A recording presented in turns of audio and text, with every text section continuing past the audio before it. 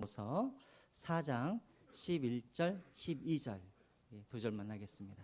같이 읽겠습니다. 시작. 형제들아 서로 비방하지 말라. 형제를 비방하는 자나 형제를 판단하는 자는 곧 율법을 비방하고 율법을 판단하는 것이라. 내가 만일 율법을 판단하면 율법의 준행자가 아니요 재판관이로다. 입법자와 재판관은 오직 한 분이시니 누가 멸하게도 하시느니라. 너는 누구에게 이웃을 판단하느냐. 아멘. 우리 옆 사람들과 우리 같이 한번 인사하겠습니다. 만나서 너무 반갑습니다. 사랑합니다. 축복합니다. 또 은혜 많이 받으세요. 우리 같이 한번 인사 나누시겠습니다. 네.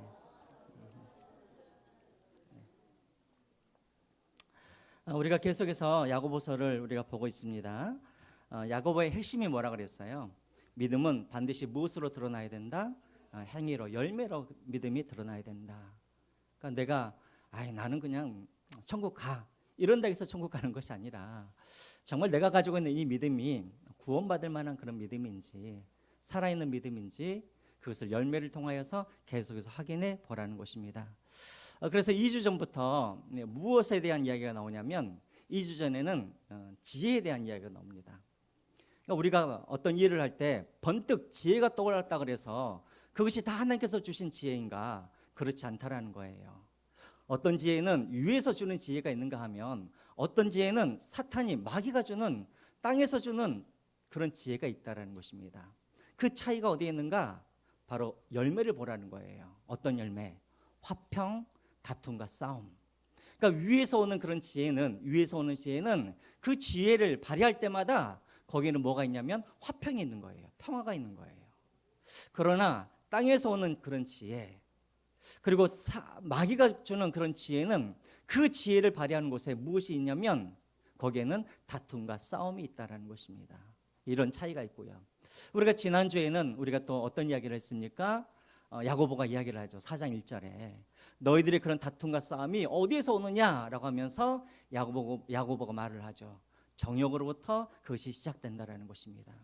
여러분 정욕이 무엇입니까? 쉽게 말하면 욕심인 거예요. 욕심.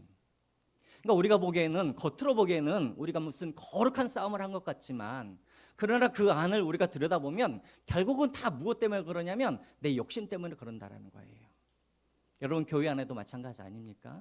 교회 안에도 겉으로 보기에는 내가 하나님을 위하여서 내가 지금 싸운다고 말을 하지만 결국 들여다보면 내 자존심 때문에 또 내가 인정받고 싶어서 내가 높아지고 싶어서 그러는 경우가 너무나 많은 것이죠.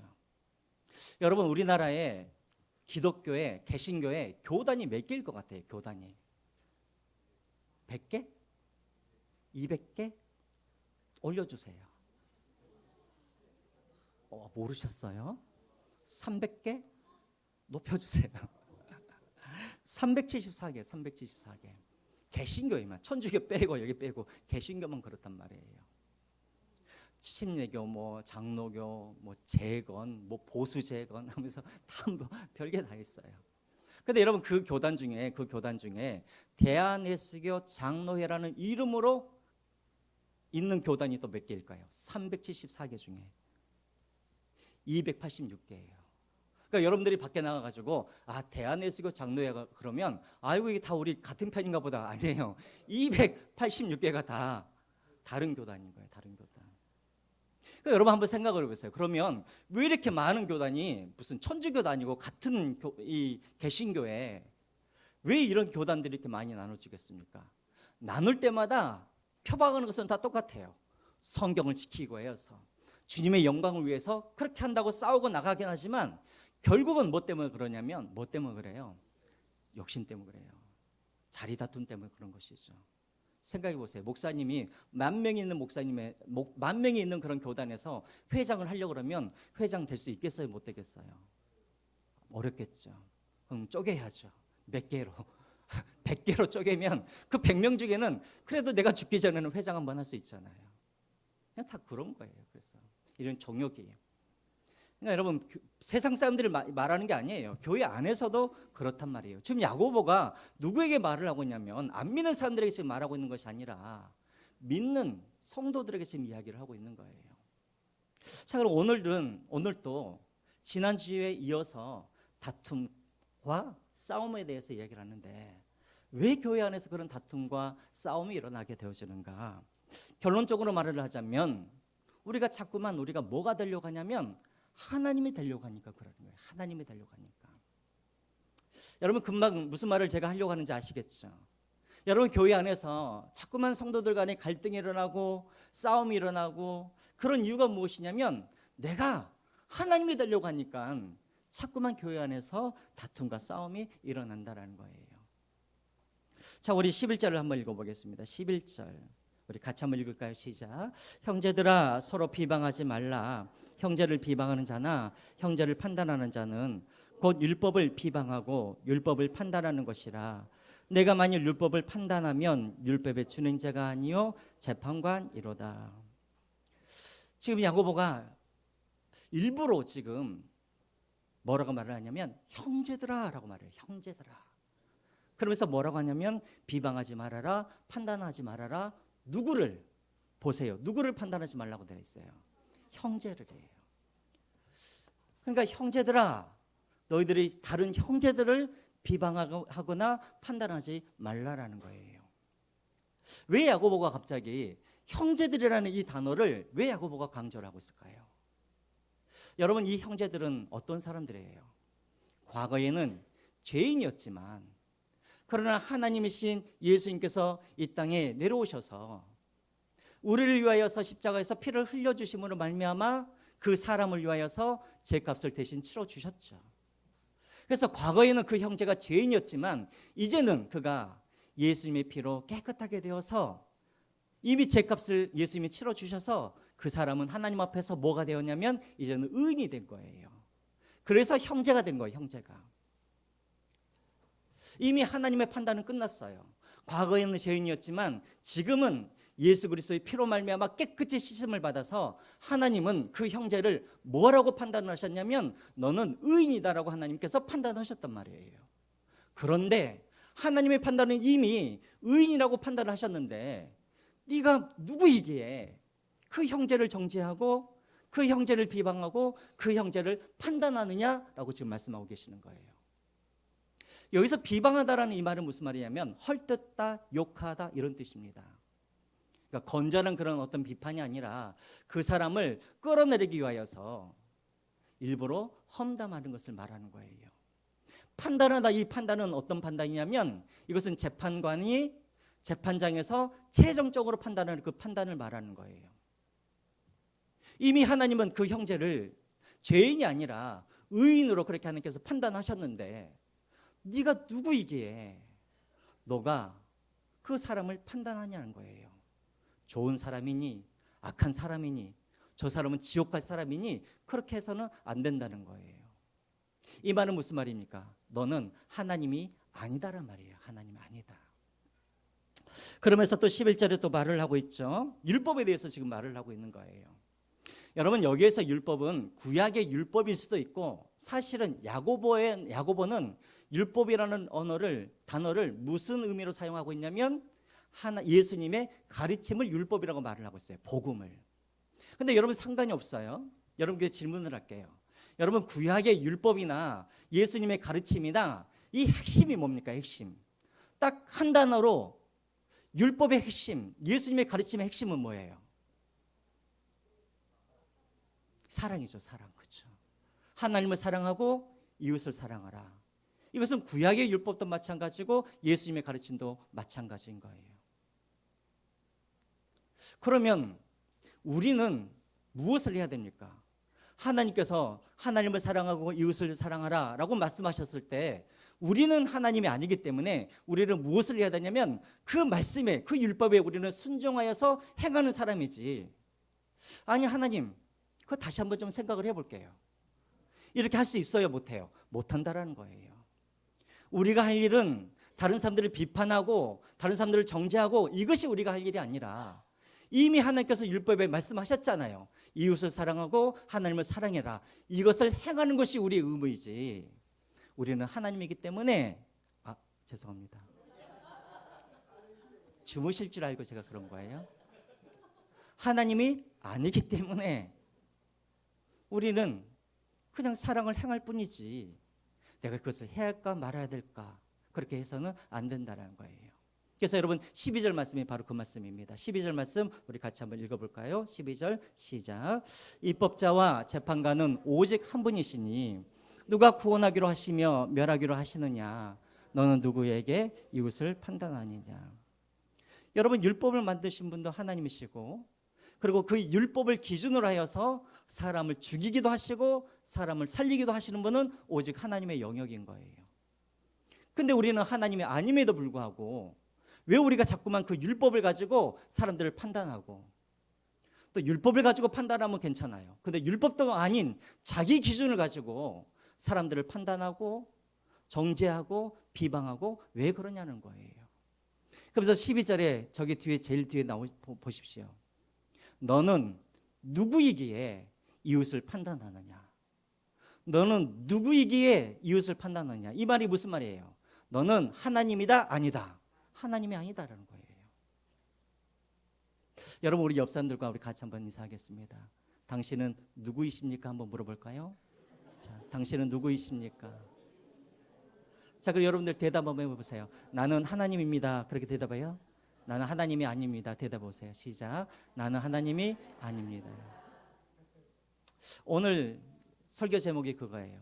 나는 하나님이 아니다예요. 여러분 이것만 해결되어지면, 네가 누구냐 여기에 대해서 여러분들이 정확하게만 대답할 수만 있으면 우리 안에 갈등이 일어날 필요가 없는 거예요. 근데 우리는 지금도 말을 하죠. 나는 하나님이 아닙니다라고 말을 하지만, 그러나 실질적으로 교회 안에서나 또 가정에서도 마찬가지지만 자꾸만 우리가 하나님이고자 하기 때문에 뭐가 되는 거예요?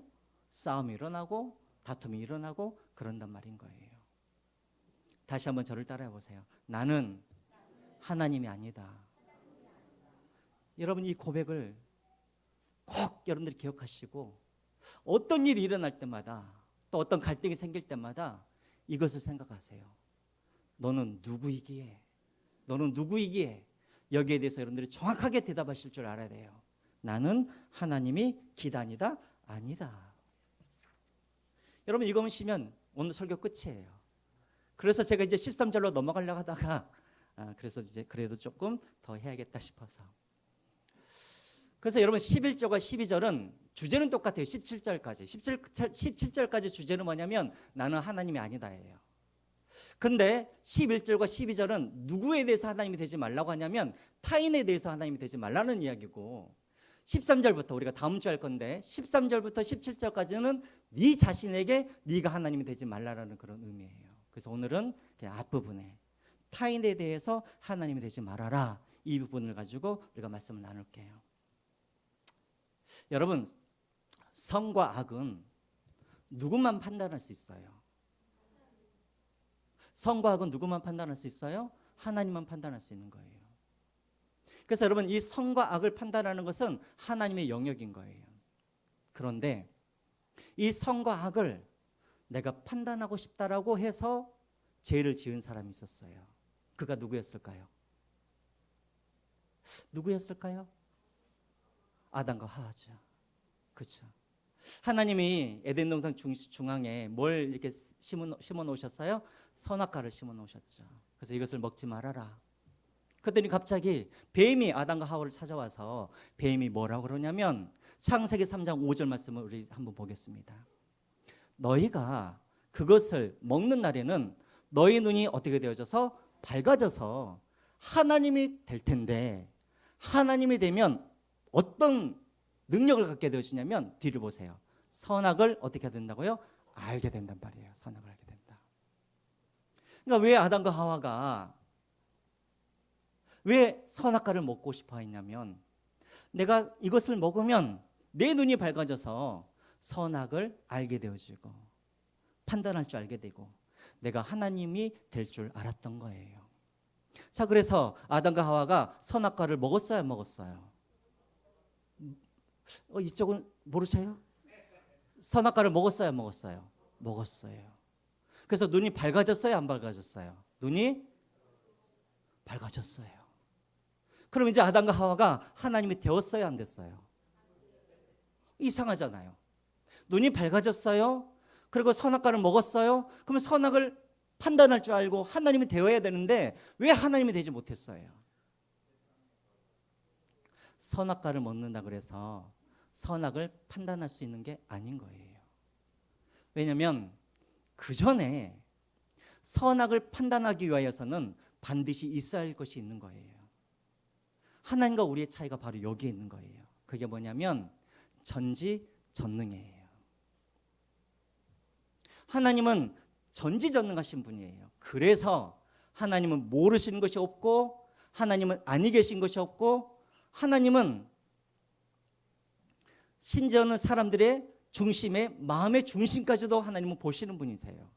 그래서 하나님은 모든 것을 다 보시기 때문에 하나님은 선과 악을 판단하시는 분이 될 수가 있는 거예요. 그러나 우리는 아무리 선악과를 우리가 먹는다 해도 우리는 전지전능해요, 안 해요? 그렇지 않아요. 우리는 사람들을 늘 쫓아다니면서 24시간 우리는 감시할 수가 없는 거예요. 늘 그 사람과 함께 있고 늘 그 사람이 무엇을 하고 있는지 우리는 다 감찰할 수가 없는 거예요. 그래서 우리는 아무리 선악과를 먹어도 우리는 하나님이 될 수 있다 없다? 될 수가 없는 거예요. 근데 우리가 착각을 하는 거예요. 뭔 착각을 하는가? 다 알지도 못하면서 내가 선악을 판단할 수 있다라고, 내가 하나님이라고 그렇게 착각을 하기 때문에 자꾸만 문제가 생기는 거예요. 여러분 한번 보시죠. 그림을 한번 보여주실까요? 몇 개월 전에 있었던 그런 일이었는데, 이거예요. 어떤 청년이 배달을 하는 청년이었어요. 오토바이를 타고 가다가 저기 옆에 있는 저 하얀 옷을 입고 있는 저 학생을 발로 툭 차고 가버렸어요. 근데 그래서 뒤에서 이제 차를 몰고 가던 운전자가 이 블랙박스에 이게 다 찍혀 있잖아요. 아유, 저 나쁜 놈, 저래서 안 되겠다 싶어가지고 이 블랙박스에 이 기록된 영상을 이 방송국에다가 제보를 했어요. 그래서 이것이 이제 뉴스에 나온 거예요. 뉴스에 나오니까 이제 이 뉴스에 나오면은 이제 그 댓글을 다는 사람들 있잖아요. 자칭 내가 하나님이라고 생각하는 사람들. 막 이제 댓글을 다는 거예요. 저런 사람들은 끝까지 잡아가지고 반드시 처벌을 해야 된다고. 심지어는 어떤 말도 나오냐면 저런 인성을 갖고 있으니까 배달이나 하고 있지 하면서 막 직업 비하도 하고, 심지어는 막 부모 욕을 하는 사람들도 있었어요. 저런 애를 제가 문제가 아니라 저런 아이를 저렇게 키운 부모가 문제라고 하면서 막 댓글이 수천 개가 막 달리면서 엄청나게 막 이렇게 그 친구를 비난을 했단 말이에요. 근데 그 다음날 방송국에 전화가 왔어요. 누가 전화를 했냐면 저 하얀 옷을 입은 저 친구가 방송국에 전화를 한 거예요. 그 다음 걸 한번 보여주시겠어요? 저 하얀 친구가 누구냐면 저 오토바이를 타고 있는 이 친구와 어렸을 때부터 가장 친한 친구인 거예요. 근데 저 친구는 이제 어디를 갔다 왔는지 이제 갔다 오고, 이 친구도 이제 아르바이트 하면서 그냥 배달 일을 하고 있다가 친구가 보이니까 얼마나 반가워요. 그 오토바이를 타고 있으니까는 손으로 이렇게 할 수 있어 못해요. 그러니까 뭘로 해요? 발로 친구야 반갑다 하고 이제 간 거예요. 근데 그것을 뒤에서 찍어가지고 이것을 갖다가 뉴스에 나오게 된 거예요. 그래서 저 하얀 옷을 입은 친구가 지금 내 친구가 너무나 악플 때문에 괴로워하고 있다고. 그래서 제발 좀 악플 좀 달지 말라고 제보가 온 거예요. 여러분 보세요. 우리는 아무것도 모르는 거예요. 대체 그 일이 왜 일어나고 있는지. 그럼 하나님은 알고 계실까요? 모르실까요? 하나님은 알고 계시겠죠. 근데 우리는 어떤 일이 어떻게 일어나고 있는지 그 전후 사정을 모르면서 우리는 자꾸만 판단하고 그리고 정죄하고 그런 일을 한단 말이죠. 제가 목회를 하다 보면 그런 일들을 참 많이 만나요. 제가 전에 사역했던 교회에 한 안수 집사님이 아주 엉뚱한 오해를 받아가지고 힘든 일이 있었어요. 그분은 이제 작은 이제 직원들은 한 2명 정도 있는 그런 아주 작은 그냥 이제 사업체를 이제 운영하시는 분인데, 사업이 그냥 이제 잘 되는 것도 아니고 또 근데서 또 안 되는 것도 아니고 그냥 이렇게 유지만 하는 정도의 그런 이제 사업체를 가지고 있어요. 근데 안수 집사님은 항상 이제 차를 뭘 타고 다니냐면 외제차를 타고 다니세요. 그래서 교회 올 때도 외제차를 타고 오시고 막 그래요. 근데 이제 그 안수 집사님을 아는 이제 이 다른 이제 집사님들이 그 회사 사정을 다 알잖아요. 뭐 돈을 많이 버는 것도 아니니까. 그러니까 이제 사람들이 수군거리기 시작하는 거예요. 아니 무슨 사업이 잘 되는 것도 아닌데 뭐 저렇게 벤츠였거든요. 우리 벤츠 타고 가시는 분들 벤츠를 타고 다니니까 아니 젊은 사람이 돈을 아껴가지고 좀 사업을 확장할 생각을 하지 무슨 저렇게 벤츠를 타고 다니면서 저렇게 돈을 쓰고 다니냐고. 그래서 한심하다고 막 사람들이 손가락질을 하는 거예요. 근데 그것이 안수 집사님의 귀에 들어갔어요. 안수 집사님이 억울하다고 하면서 저를 찾아온 거예요. 목사님, 지금 교회에서 막 사람들이 제가 외제차를 타고 다닌다고 막 욕을 한다고 그러네요. 그래서 이제 자초지종을 이야기를 하는 거예요. 그분이 이제 사업이 이제 장이 뭐 한 3명 정도 되니까 영업을 누가 하냐면 본인이 영업을 하는 거예요. 본인이. 근데 과거에는 영업을 하러 어떻게 다녔냐면 용달차를 가지고 영업하러 다니는 거예요. 그러니까 용달차를 타고 이렇게 이 영업을 하러 다니니까 그쪽 계약업체에서 막 안 만나주는 거예요. 그럼 무시하는 거예요. 근데 이제 자기가 그런 고민을 아는 사람에게 이렇게 털어놨더니 그분이 뭐라 그러냐면 영업은 그렇게 해서는 안 된다는 거예요.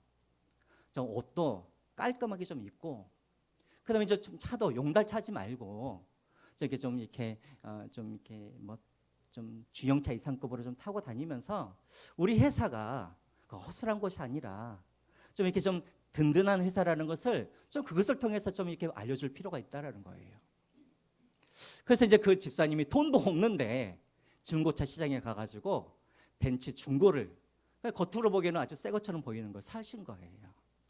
그래서 그렇게 해서 이제 영업을 했더니 정말 사람들이 다르다는 거예요. 양복 입고 그리고 외제차를 타고 이게 계약업체에 갔더니 사장이 진짜 자기를 맞아주고 그다음에 계약도 전에는 한 건도 안 된 것들이 이제는 계약이 하나하나 되더라는 거예요. 그래서 그분이 뭐라 그러냐면 제가 돈이 남아서 제가 외제차를 끌고 다니는 것이 아니라 계약하려고 하면 사업을 하려고 하면 제가 외제차가 필요해서 지금 그렇게 하고 있다라고 그런 이야기를 하는 거예요. 그래서 제가 우리 교회 이제 전에 있던 교회 거기 이제 4층 교육자실에서 보면 이 주차장 큰 것이 다 보여요. 그래서 외제차를 제가 한번 이렇게 봤더니 생각해 보니까 다 영업하시는 분들이 거의 다 외제차를 타고 다니시는 거예요. 제약회사에서 영업이사로 하시는 분들도 외제차 다 타고 다니시고 다 그렇게 하시더라고요. 그래서 제가 이해를 했어요. 돈 남아서 외제차 타시는 분 없구나. 다 이유가 있어서 다 외제차를 타는구나. 저도 생각이 바뀌었어요. 보세요, 여러분. 우리가 생각하기에는 저 사람이 허영심 때문에 저렇게 막 외제차 타고 그렇게 타는 것 같지만 나름대로 다 뭐가 있는 거예요. 고충이 있는 거예요. 고충이. 그러니까 여러분 우리는 그 사람에 대해서 다 알지도 못하면서 우리가 마치 하나님처럼 다 아는 것처럼 그렇게 그 사람을 비판하고 비난하고 판단하고 그렇게 한단 말이죠. 여러분 우리는 우리 배우자도 잘 모르잖아요. 사실은. 그렇죠?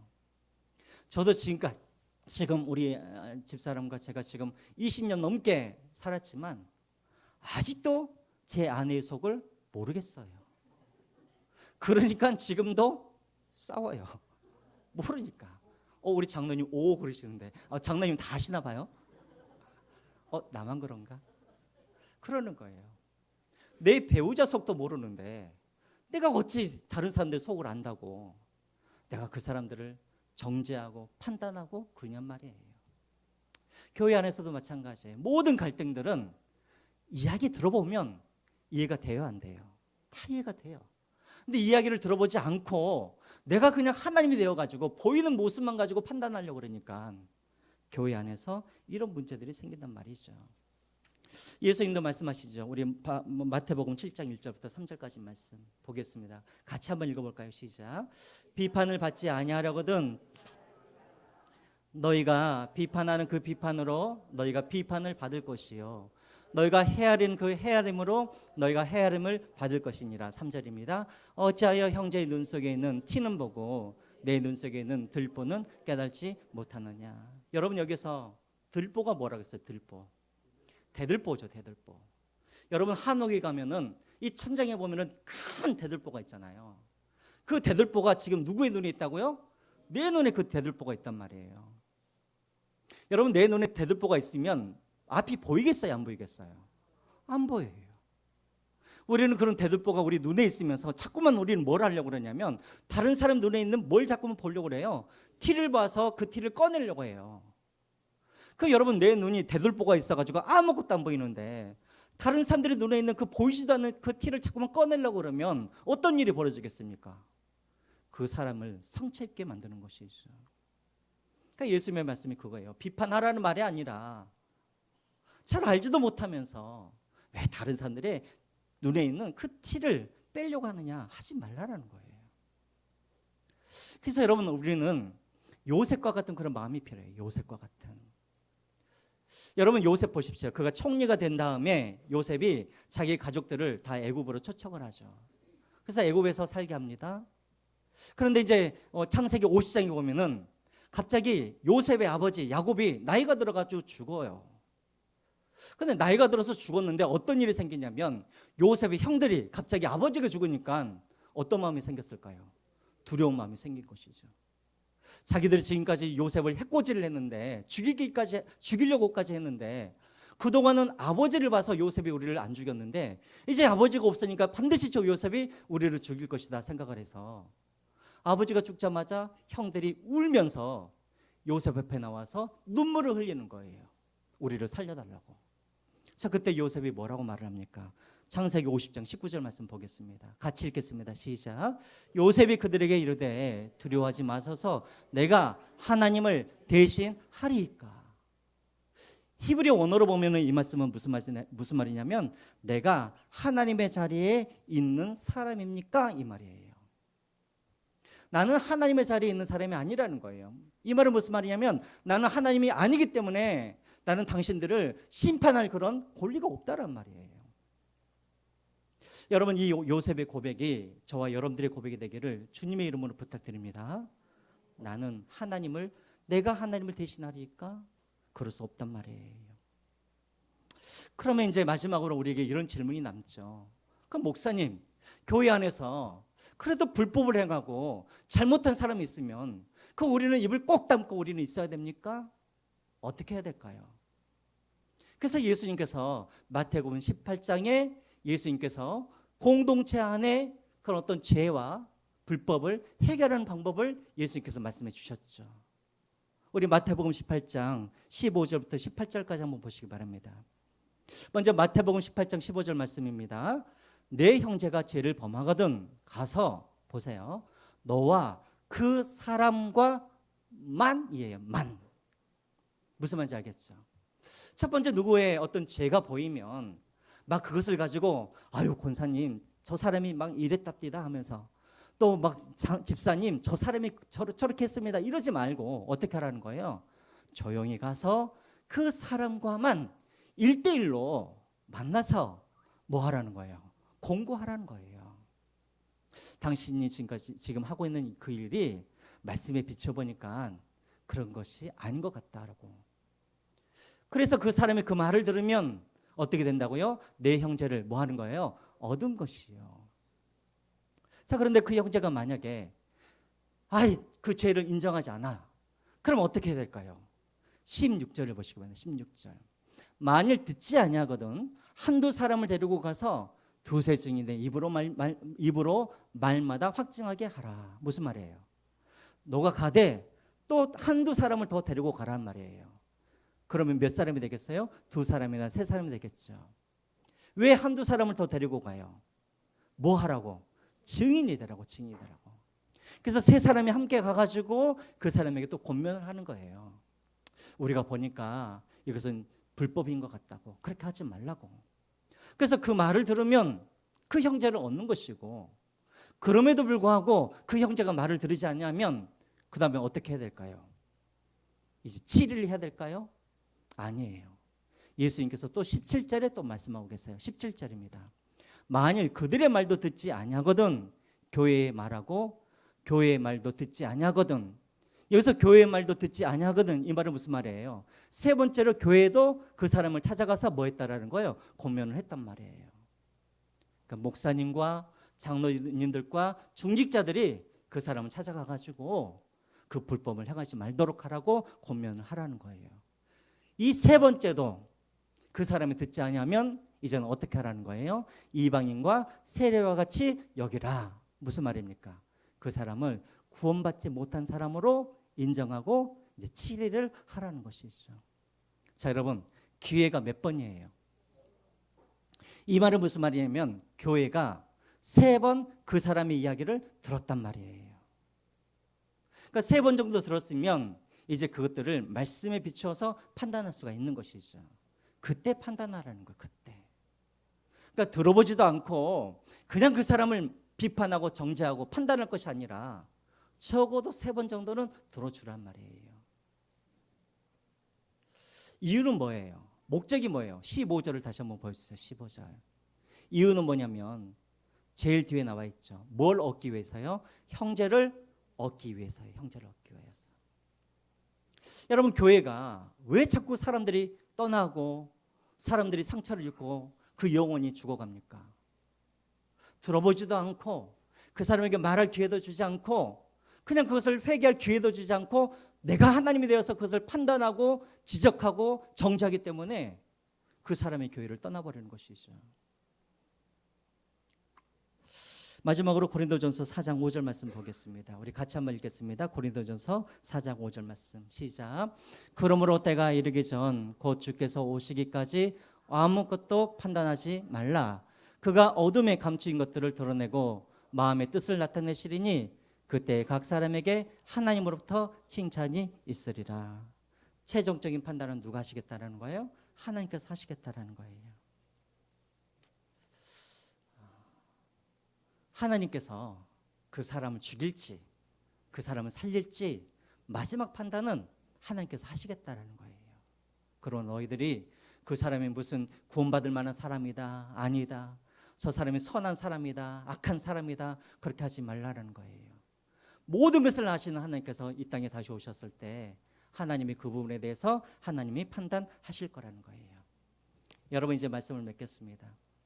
제가 아는 한 이제 판사가 하나 있는데 그 친구한테 이제 제가 들은 이야기예요. 이 사건이 딱 들어오면 사건을 보자마자 판사들은 직업병이래요. 딱 어떻게 진행이 되어서 몇 년짜리인지 다 안돼요. 딱 보면. 그런데 이제 재판이 진행이 되어지잖아요. 그러면 판사들이 흔들리기 시작한대요.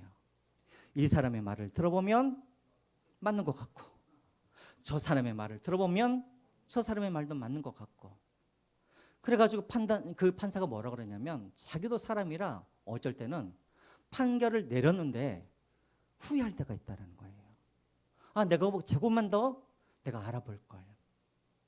근데 그 사람이 뭐라 그러냐면 그래서 목사님 우리나라 재판은 몇 심이에요? 몇 심이에요? 3심이에요. 3심. 판사들도 그렇게 많은 증언과 그렇게 많은 자료를 찾아봐도 실수할 수가 있기 때문에 1심 재판으로 끝나는 것이 아니라 2심도 있고 그 다음에 3심도 있다라는 거예요. 여러분 보세요. 판사들도 그렇게 막 똑똑하고 그런 사람들도 그 사람에 대해서 다 알지 못하기 때문에 자기도 실수를 인정하여서 2심, 3심이 있는데 우리는 그 사람에 대해서 알지도 못하고 증인도 없고 증거도 없음에도 불구하고 그냥 보이는 것만으로 마지막 3심 결정을 해버린다고 한다면 여러분 그것이 바로 내가 하나님이 되겠다라는 그런 모습인 것이죠. 사랑하는 성도 여러분, 하나님이 되지 마시길 바랍니다. 오늘 야고보의 이 질문에 대해서 네가 누구이기에 이 질문에 대해서 여러분 바로 답하시기 바랍니다. 나는 하나님이 아닙니다. 여러분들이 이 마음만 갖고 있으면 내 자녀들도 이해가 되어주고 내 아내도 내 남편도 우리 성도들도 이해가 되어져서 우리 교회 안에 다툼과 갈등이 아니라 진정한 화평을 누릴 줄 믿습니다. 내가 하나님이 아님을 늘 기억하시고 사랑의 도구가 되어서 오히려 죽어가는 사람들을 살리는 그런 사랑의 도구가 되시기를 주님의 이름으로 축원드립니다. 우리 찬양